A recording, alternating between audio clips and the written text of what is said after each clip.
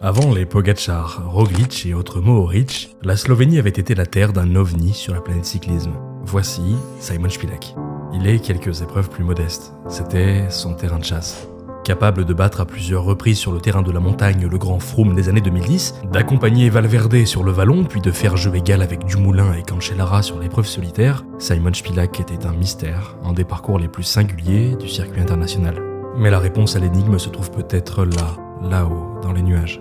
Sur ces quelques clichés immortalisant ses succès, souvent le même schéma, une météo dantesque et son chasseur de tempête au premier plan. Sur les routes suisses dont il avait fait son royaume, Simon Špilak volait entre les gouttes. C'était lui, imperméable contre le temps, puis les autres, trempés un peu plus loin.